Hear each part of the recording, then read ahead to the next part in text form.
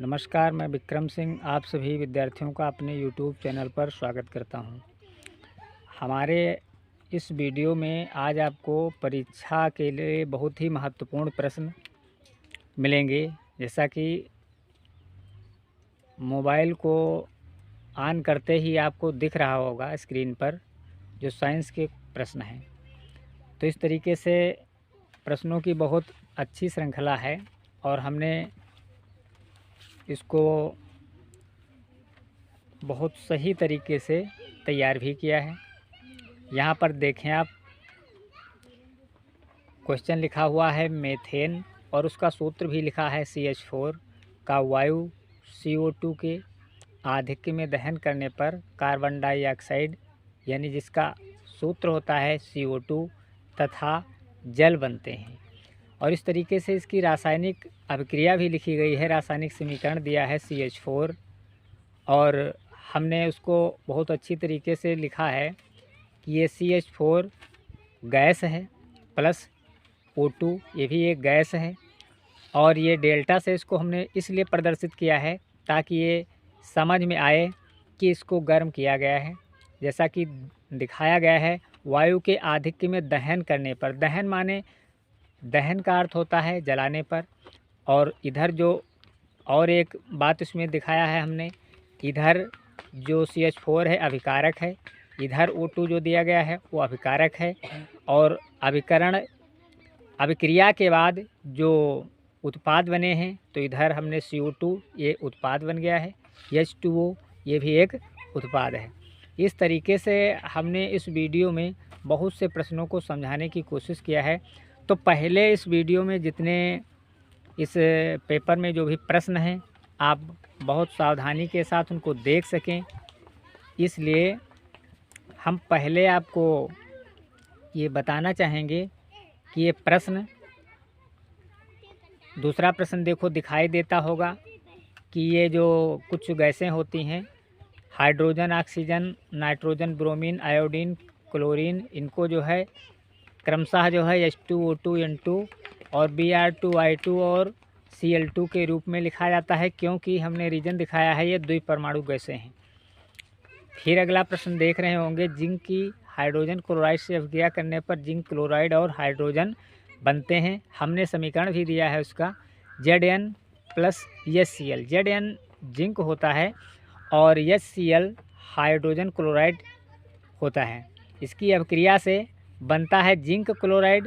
Zna zinc है, Cl2a chloride है और बनता है हाइड्रोजन, तो H2 लिखा गया है। इस तरीके से एक बहुत महत्वपूर्ण प्रश्न इसी बीच आपको दिख रहा होगा, यदि अभिक्रिया उत्क्रमणीय है तो दोनों दिशाओं के अर्ध शीर्षों वाले तीर के चिन्ह इस तरीके से लिखे जाते हैं दोनों दिशाओं में। उदाहरण है N2H2 यानी N2 नाइट्रोजन और ऑक्सीजन मिल करके नाइट्रोजन और हाइड्रोजन मिल करके NH3 बनाता है। तो ये यहाँ पर अभिक्रिया जो है उत्क्रमणीय है, इधर से उधर। इस तरीके से मैग्नीशियम का वायु में दहन करने पर मैग्नीशियम ऑक्साइड बनता है, MgO जिसको कहा जाता है। इस तरीके से ये भी प्रश्न आपका, इसकी रासायनिक अभिक्रिया आपको दिख रही होगी। सोडियम की जल के साथ अभिक्रिया करने पर सोडियम हाइड्रोक्साइड और हाइड्रोजन बनता है। तो सोडियम यानी सोडियम होता है और जल इसमें मिलाया H2O लिखा हुआ है और फिर बनता है हमारा सोडियम हाइड्रोक्साइड यानी OH जो होता है सोडियम हाइड्रोक्साइड है और हाइड्रोजन बनता है H2 है। ये हमने इसको संतुलित भी किया है, जैसा कि दिख रहा होगा यहाँ पर Na यहाँ पर 2 है और यहाँ पर H2O यहाँ पे 2 लगा हुआ है। हम बता दें कि संतुलित करने के लिए क्या किया जाता है। यहाँ पर जैसा कि देख पा रहे हैं NaOH, तो हम अगले वीडियो में आपको बताएंगे कि इसको संतुलित करने की एक विधि है जिसको मनोहर विधि कहा जाता है। और मनोहर विधि को हम इस वीडियो के बाद वाले वीडियो में बताएंगे, ताकि उनमें अक्षरों से ही आप समझ जाएंगे कि पहले कौन से अक्षर और धातु और अधातु या मेटल या नॉन मेटल या कौन सा उसको बराबर किया जाएगा। हम अगले वीडियो में संतुलित करने के लिए एक अगला वीडियो अलग से देंगे। तो यहाँ पर आप देख पा रहे हैं इसको संतुलित किया गया है। फिर दिया है एल्युमिनियम तथा सल्फ्यूरिक अम्ल की अभिक्रिया में एल्युमिनियम सल्फेट और हाइड्रोजन बनते हैं। एल्युमिनियम सल्फेट और हाइड्रोजन Al2SO4 जो है SO4 जो है सल्फेट होता है। तो इस तरीके से मैग्नीशियम और सल्फ्यूरिक अम्ल की अभिक्रिया में मैग्नीशियम सल्फेट और हाइड्रोजन भी बनते हैं। और मार्बल यानी CO3 जिसको लिखा गया है कैल्शियम कार्बोनेट भी कहा जाता है, उसको गर्म करने पर चूना और कार्बन डाइऑक्साइड बन जाती है। मैग्नीशियम और नाइट्रोजन की अभिक्रिया में इस तरीके से Mg2 यानी मैग्नीशियम और नाइट्रोजन है, आप देख पा रहे हैं इसकी अभिक्रिया और इसको हमने संतुलित भी किया है। तो इस तरीके से आपको दिखाई दे रहा होगा। और एक प्रश्न बहुत ही अच्छा है, यहाँ पर दिखाई देता है कि जो मैग्नीशियम है और नाइट्रोजन है, इसकी अभिक्रिया में मैग्नीशियम नाइट्राइट का निर्माण हुआ है। इस अभिक्रिया में Mg यानी कि जो मैग्नीशियम है इसके 3 परमाणु नाइट्रोजन के एक अणु के साथ मिलकर ये बनाते हैं।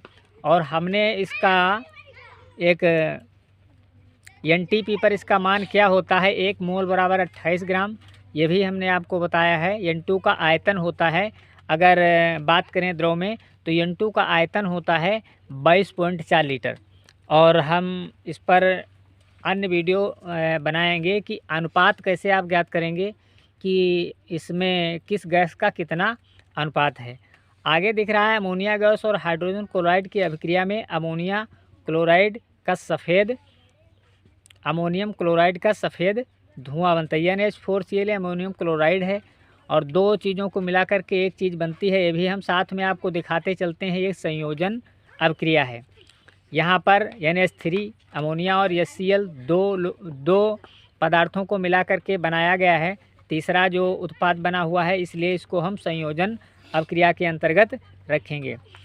कार्बन मोनोऑक्साइड इसका सूत्र CO होता है और क्लोरीन के साथ अभिक्रिया होती है तो कार्बोनिल क्लोराइड या फास्जीन के नाम से कोई एक विषैली गैस होती है, वो बनती है। तो ये आपको, और कोयले का दहन करने पर कार्बन डाइऑक्साइड गैस बनती है। ये तो कोयले का दहन अगर करेंगे, C यानी कार्बन है, कोयला के रूप में होता है। और O2 में अगर इसको, O2 का मतलब ऑक्सीजन होता है या वायु भी कहा जा सकता है, और इसको अगर जलाते हैं तो फिर CO2 बनता है। धुआं वाली अधिकांश जो अभिक्रियाएं हैं उनमें CO2 पाया जाता है। तो इस तरीके से, और इस वीडियो को बिल्कुल कट नहीं करेंगे और बराबर देखते रहेंगे। हमारे इतने ही प्रश्न नहीं हैं, हमारे और भी प्रश्न हैं। इसके आगे आपको फिर दिख रहा होगा कैल्शियम कार्बोनेट को गर्म करने पर कैल्शियम ऑक्साइड और कार्बन डाइऑक्साइड बनता है। हमने इसको सूत्र से दिया है। और ये CaCO3 ठोस में है। यस का मतलब सॉलिड यानी ठोस होता है। ये एरो के ऊपर डेल्टा का चिन्ह बना है, इसका मतलब ये गर्म करने का संकेत है कि इसको गर्म किया गया है। CaO ये कैल्शियम ऑक्साइड यानी चूना होता है और कार्बन डाइऑक्साइड बनता है। ये जो अभिक्रिया है उसमें अपघटन है, क्योंकि ये उष्मा को, यानी कि इस पर उष्मा दे करके इसको गर्म करके तब क्रिया इसकी शुरू हुई है। तब अभिक्रिया, ऐसी क्रियाएँ उष्मीय अपघटन या वियोजन कहलाती हैं। वियोजन तो हो सकता है कहीं उसको उष्मा में गर्म करने पर, कहीं उसको प्रकाश में गर्म करने पर, और कहीं विद्युत के द्वारा गर्म करने पर वियोजन होता है। वियोजन हम बता दें आप लोगों को कि वियोजन क्रिया वहाँ पर होती है जब एक वस्तु से, एक पदार्थ से जब एक पदार्थ में क्रिया होती है और उससे 2 पदार्थों का निर्माण हो जाता है, उससे 2 उत्पाद बनते हैं, तो ऐसी क्रिया को वियोजन अभिक्रिया कहते हैं। वो उष्मा के द्वारा हो सकती, प्रकाश के द्वारा हो सकती और विद्युत के द्वारा हो सकती है, इसलिए इसको वियोजन को अपघटन भी कहते हैं। अपघटन विद्युत के द्वारा है तो विद्युत अपघटन, प्रकाश के द्वारा है तो प्रकाश अपघटन, और ऊष्मा के द्वारा है तो ऊष्मा अपघटन अभिक्रिया के नाम से भी लिख सकते हैं। सिल्वर क्लोराइड आगे देख रहे होंगे, सिल्वर क्लोराइड है, सूर्य के प्रकाश में स्लेटी रंग में परिवर्तित हो जाता है। अम्लीय जल में विद्युत धारा प्रवाहित करने पर ये जल हाइड्रोजन और ऑक्सीजन में बदल जाता है। अम्लीय जल है और उसमें अगर विद्युत धारा प्रवाहित कर दी जाएगी तो ये पानी और हाइड्रोजन 2 में विघटित हो जाएगा, बदल जाएगा। इस तरीके से आप हमारे इस पेपर के ऊपर जो लिखे हुए हैं उनको आप देख पा रहे हैं और पढ़ पा रहे हैं। हम इस वीडियो में ज़्यादा से ज़्यादा कोशिश करेंगे कि ये लिखे गए फार्मूले आप तक पहुँचें, और इन पर हम चर्चा इस प्रकार से करेंगे कि फार्मूला आपके बिल्कुल दिमाग में बैठ जाएंगे। तो पहले हम यही दिखाने की कोशिश कर रहे हैं कि इसमें जो हमारा ये वीडियो है, इसमें बहुत से फार्मूले, बहुत से सूत्र आप तक पहुंचाने की कोशिश की जा रही है। जैसे कि यहाँ पर देख रहे हैं, आयरन की कापर सल्फेट के विलयन से अभिक्रिया कराने पर आयरन कापर सल्फेट के विलयन में कापर को अलग कर देता है। देखिए, जो आयरन है Fe लोहा होता है, आयरन होता है, और ये जो है कापर से ज़्यादा क्रियाशील होता है। तो ये जो है जब इसके साथ अभिक्रिया होगी तो कापर को दूर कर देता है। इसी प्रकार जिंक की अगर कापर सल्फेट के साथ क्रिया होती है तो जिंक भी इसको कापर को अलग कर देता है, और लेड की अगर क्रिया होती है तो लेड भी इसको कापर को अलग कर देता है। मौखिक याद रखने वाली चीज़ें हैं। समीकरण जो है लिखकर बनने वाली कम बात ही सामने आपको मिलेगी, लेकिन अगर याद कर लेंगे तो ज़्यादा परीक्षा के काम में आ सकता है। सोडियम क्लोराइड और बेरियम क्लोराइड, सोडियम सल्फेट और बेरियम क्लोराइड के जलीय विलयनों को मिलाने पर इनके आयनों में अदला बदली के कारण ये जो है अपने में जो सल्फेट है वो क्लोराइड में हो जाता है, और जो क्लोराइड है वो सल्फेट में बदल जाता है। हम विधिवत इस पर चर्चा करेंगे और लिख करके आपको बताएंगे। सिल्वर नाइट्रेट पोटेशियम क्लोराइड है, एक नाइट्रेट और एक इनके विलयनों को मिलाने पर अदला बदली के कारण जो है सिल्वर क्लोराइड हो जाता है और पोटेशियम जो है नाइट्रेट में बदल जाता है। ये जिनके विलयन अदला बदली के कारण इनकी इन ऐसे जो क्रियाएं हैं वो हम बता दें, इनको बोला जाता है उभय अपघटन अभिक्रिया के नाम से इनको जाना जाता है। कि परीक्षा में पूछ सकता है कि उभय अपघटन अभिक्रिया के कोई दो उदाहरण दीजिए, एक उदाहरण दीजिए, या वो लिख देगा और पूछ देगा कि इसमें कौन सी अभिक्रिया है, संयोजन है, वियोजन है, या अपघटन है, या उभय अपघटन अभिक्रिया है। तो आपको देख करके समझ लेना चाहिए कि यहाँ पर जैसे कि आप यहाँ पर देख पा रहे हैं कि Fe और फिर है CuSO4 यानी कापर, ये आयरन और कापर सल्फेट है। जब अभिक्रिया कराई गई तो बचा है केवल FeSO4, यानी ये बन गया है आपका, यहाँ से जो है C को अलग कर दिया है, यहाँ से C को अलग कर दिया है। ZnSO4 तो हो गया है, लेकिन C को यहाँ Cu को यानी कापर को अलग कर दिया है। यहाँ Pb देख सकते हैं कापर को अलग कर दिया है। इस तरीके से ये अभिक्रिया है, और इसमें भी आपको हम अभी डेमो के तौर पर बताते चलें कि यहाँ पर Na2SO4 का मतलब है, Na2 का मतलब है सोडियम, SO4 का मतलब सल्फेट होता है, और Ba का मतलब बेरियम होता है, Cl2 का मतलब क्लोराइड होता है। यहाँ पर सोडियम सल्फेट और बेरियम क्लोराइड है, लेकिन जब इसकी अभिक्रिया हुई तो बेरियम के साथ सल्फेट आ गया और Na यानी सोडियम के साथ क्लोराइड बन गया। यहाँ पर जो अदला बदली हो गई है, जिसको विनिमय कहा जाता है, किताबों में, बुकों में आपको विनिमय के नाम से मिलेगा। हमने आपको समझने के लिए अदला बदली अपनी भाषा में प्रयोग कर दिया है ताकि आपकी समझ में विधिवत आ जाए। तो यहाँ पर NaCl हो गया, जबकि Ba के साथ में Cl लगा हुआ था। क्लोराइड बेरियम के साथ था, लेकिन अभिक्रिया में इनके आयन बदल गए हैं। जो कि सोडियम के साथ थे वो बेरियम के साथ, जो बेरियम के साथ थे वो सोडियम के साथ हो गए हैं। इस तरीके से और भी है। सिल्वर नाइट्रेट है, पोटेशियम क्लोराइड के विलयन देखिए Ag सिल्वर होता है, जिसको चांदी भी कहते हैं। NO3 नाइट्रेट होता है। तो सिल्वर नाइट्रेट और पोटेशियम, K का मतलब होता है पोटेशियम, क्लोराइड का मतलब Cl यानी पोटेशियम क्लोराइड। अब सिल्वर नाइट्रेट है और पोटेशियम के साथ क्लोराइड है, लेकिन बदल गया, अभिक्रिया हुई तो बदल गया, और Ag के साथ में जहाँ पर NO3 यानी नाइट्रेट लगा हुआ था वहाँ पर Cl हो गया है, और जहाँ पर K पोटेशियम के साथ Cl यानी क्लोराइड था वहाँ पर NO3 यानी नाइट्रेट हो गया है। यानी उभय अपघटन, यानी ये क्रिया वहाँ पर और वो उसके आयन वहाँ पर पहुँच गए हैं। आयनों की अदला बदली होने के कारण इसको हम उभय अपघटन अभिक्रिया के नाम से जानते हैं। और इस तरीके से उदाहरण और भी होंगे आपकी पुस्तकों में। हम अभी आगे देखें। ग्रेफाइट को वायु में जलाने पर कार्बन डाइऑक्साइड गैस बनती है। हमने एक आपको बताया है ना कि जहाँ पर कोई चीज़ जलाई जाएगी अधिकांश वहाँ पर धुआं निकलेगा, और धुआं में तो आप जानते हैं ज़्यादातर जो है CO2 पाया जाता है, तो इसलिए कार्बन डाइऑक्साइड बनती है। और देख लें, जब नाइट्रोजन और ऑक्सीजन के मिश्रण को उच्च ताप पर गर्म किया जाता है, यहाँ डेल्टा का चिन्ह बना हुआ है, इसका मतलब है गर्म किया गया है। N2 और O2 को इसका मतलब है गर्म किया गया है। जहाँ हमने डेल्टा का चिन्ह बताया, इसलिए बताया कि परीक्षाओं में अगर कोई चीज़ उष्मा देकर के अभिक्रिया कराई जाती होगी और यदि आप उस पर डेल्टा का चिन्ह या उष्मा नहीं लिखेंगे तो नंबर आपके कट जाएंगे। हमने इसलिए आपको यहाँ समझाने और बताने की कोशिश किया। जैसे आप देख सकते हैं, हाइड्रोजन और क्लोरीन मिलकर हाइड्रोजन क्लोराइड बनाते हैं। H2 और Cl2 मिलकर के यहाँ पर HCl बनाया है। यहाँ पर संयोजन अभिक्रिया है, क्योंकि हाइड्रोजन है और क्लोरीन है, दो गैसें मिल करके एक का निर्माण किया है, इसलिए यहाँ पर जो है ये संयोजन अभिक्रिया है। यहाँ बता दें कि 2 लिखा है, 2HCl लिखा है, इधर H 2 भाग में है, इधर H 2 है, हाइड्रोजन 2 भाग में है, बट इधर एक ही थी, इसलिए यहाँ पर इसको 2 लिखा गया है। इस तरीके से संतुलित करना इस जो पेपर में है तो संतुलित करना कम बताया गया है, कम समझाया गया है।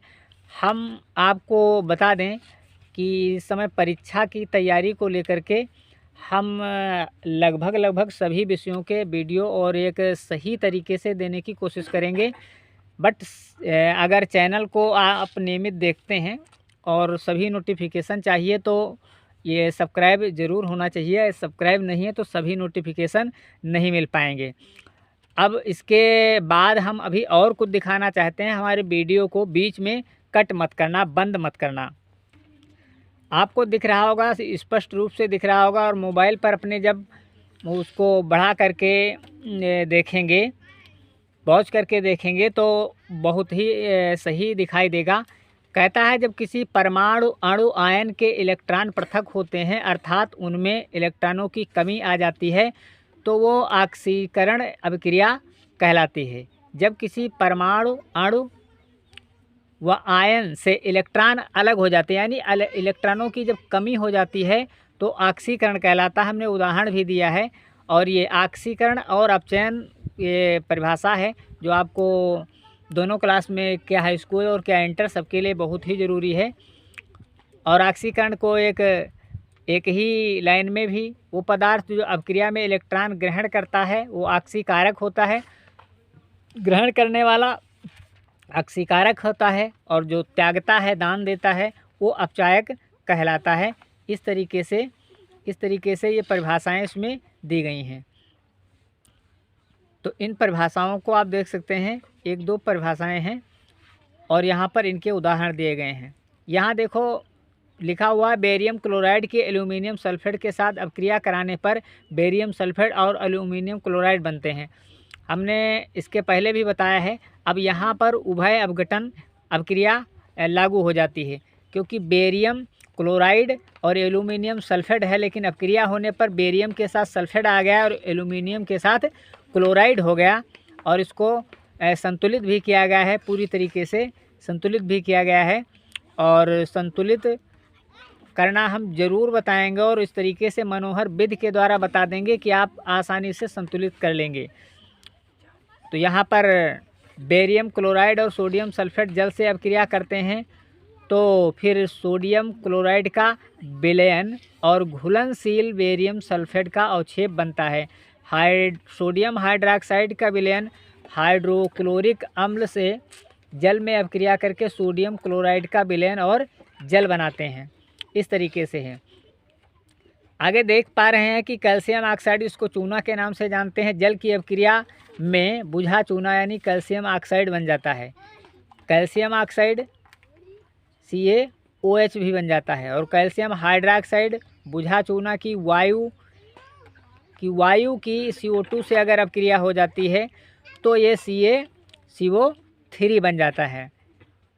ये कार्बन डाइऑक्साइड में अगर इसको मिला दिया जाता है तो ये फिर कैल्शियम कार्बोनेट बन जाता है। ऐसा साइंस ने प्रयोग में सिद्ध कर दिया है। यहाँ पर क्वेश्चन बन गया है कि लोहे की कील को कॉपर सल्फेट के विलयन में डुबाने पर विलयन का रंग क्यों बदल जाता है, और समीकरण देकर इसको समझाना है। क्योंकि जो लोहा है, लोहा जो है कॉपर सल्फेट से ज़्यादा क्रियाशील है, सक्रिय धातु है, और इसको जब उसके विलयन में मिलाया जाता है तो कॉपर का प्रभाव बिल्कुल वहाँ पर नहीं रह जाता है। विलयन तो कॉपर सल्फेट का था, लेकिन आयरन लोहा मिल जाने से ये आयरन सल्फेट का विलयन हो गया, इसलिए आयरन सल्फेट का विलयन इसका रंग बदल ही जाएगा। हमने लिख भी दिया है कि लोहा कॉपर से अधिक सक्रिय धातु है और लोहा कॉपर के विलयन को विस्थापित कर देता है। कॉपर सल्फेट का रंग नीला होता है, जो आयरन विलयन के हरे रंग में बदल जाता है। कॉपर का रंग तो नीला होता है, लेकिन आयरन का जो विलयन होता है वो हरे रंग का होता है। एक क्वेश्चन और दे रखा है हमने कि लौह चूर्ण पर तन हाइड्रोक्लोरिक अम्ल डालने से HCl गैस और आयरन बन जाता है। लोहे के बुरादे के ऊपर अगर डाल दिया जाता है, एक दिया गया है नाइट्रोजन और हाइड्रोजन। नाइट्रोजन जो है हाइड्रोजन से संयोग करके अमोनिया बनाती। क्वेश्चन किसी तरीके से उलट फेर करके दिया होगा। कुल मिलाकर बात यह है कि नाइट्रोजन और हाइड्रोजन मिल करके NH3 यानी कि अमोनिया बनाते हैं। समीकरण को सही से यहाँ पर संतुलित किया गया है। हम बता दें कि संतुलित करना क्या होता है।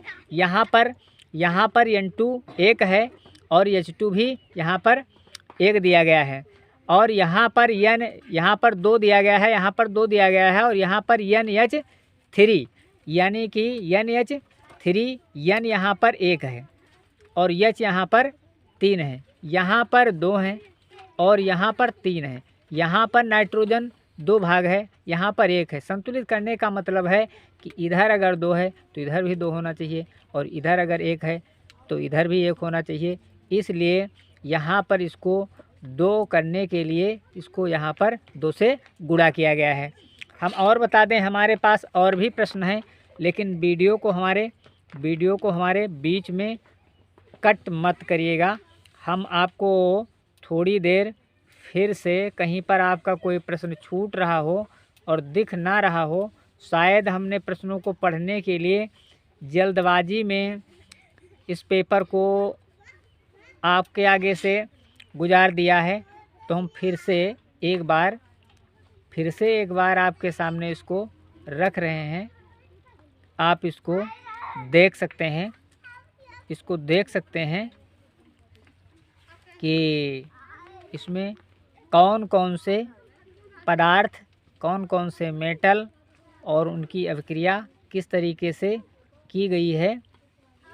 हम बताते हैं कि यहाँ पर जैसे कि बेरियम क्लोराइड लिखा है, तो हमने जो BaCl लिखा है, जो पहले हिंदी में लिखा है उसको हमने इंग्लिश के अक्षरों में लिखा है। इसका मतलब वही है जो बेरियम क्लोराइड है, यानी BaCl को ही बेरियम कहा जाता है। यहाँ जैसे कि सोडियम हाइड्रोक्साइड है, तो जो पहले हमने हिंदी में लिख दिया है सोडियम हाइड्रोक्साइड, तो यहाँ फिर पहले भी हमने NaOH जो लिखा है यही सोडियम हाइड्रोक्साइड है। इस तरीके से कंफ्यूज होने की ज़रूरत नहीं है कि वहाँ सोडियम हाइड्रोक्साइड है और यहाँ पर हम क्या ढूंढें। यहाँ हाइड्रोक्लोरिक अम्ल है, ये विलयन है, तो दूसरे नंबर पर लिखा गया है, इसलिए HCl आप मानेंगे ये हाइड्रोक्लोरिक अम्ल है। AQ अम्ल होता है, यह सॉलिड होता है और यह लिक्विड होता है। इस तरीके से भी हमने यहाँ पर लिख दिया है।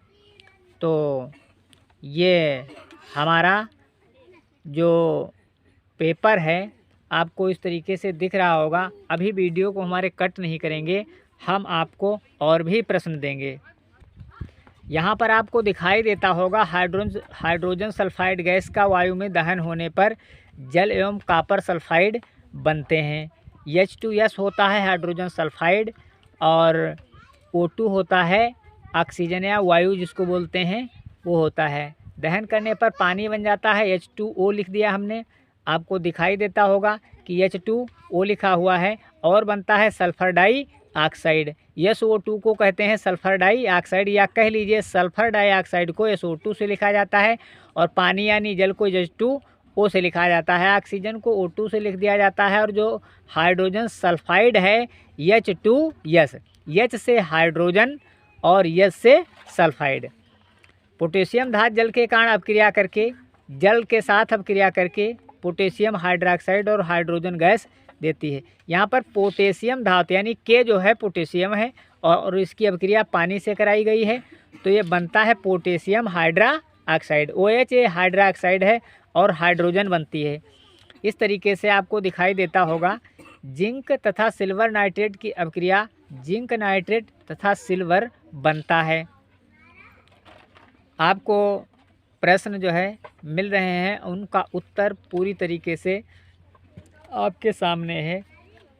कई पन्ने नहीं पलटना है, आपको केवल अपने YouTube पर सर्च करना है विक्रम सिंह खेरिया, और विक्रम सिंह खेरिया YouTube में सर्च करेंगे, और वहाँ पर YouTube में जहाँ पर फ़ोटो दिया होता है यूट्यूबर का, वहाँ पर एक मेज़ लगी होगी, और मेज़ के आसपास कुछ बच्चे आपको दिखाई देते होंगे, और वो वाला फ़ोटो आपको टिक करने से हमारे जितने भी वीडियो हैं सब आपको एक सीरीज़ से मिल जाएंगे। जो भी वीडियो आज तक पड़े हैं, अभी ज़्यादा वीडियो नहीं डाले गए हैं, लेकिन परीक्षा की तैयारी को लेकर के हम वीडियो डालने की ज़्यादा कोशिश करेंगे। यहाँ पर आप देख रहे हैं जिंक कार्बोनेट की अपक्रिया द्वारा जिंक ऑक्साइड तथा कार्बन डाइऑक्साइड बनती है। जिंक कार्बोनेट यानी ZnCO3, कार्बोनेट का सूत्र होता है CO3, SO4 सल्फेट होता है। तो इस तरीके से हमने और भी बता दें, जो हमारे चैनल को देखते हैं, हमने एक पीरियोडिक टेबल को भी इससे पहले डाल दिया है, काफ़ी लोगों के द्वारा देखा भी गया है। और पीरियोडिक टेबल पर हमने जो उसका याद करने का जो ट्रिकी है वो भी हमने डाल दिया है। आप आराम से उसको हिंदी में हमने बना के डाल दिया है। उसी टेबल में आप जोड़ते जाएंगे और देखते जाएंगे। पीरियोडिक टेबल से बहुत जल्दी से आप सीख जाएंगे। अगर आपको जो एलिमेंट हैं, जो तत्व हैं, उनके परमाणु क्रमांक और किस सीरीज में कौन रखा गया है ये नहीं मालूम होता है, तो भी आप उसमें देख सकते हैं।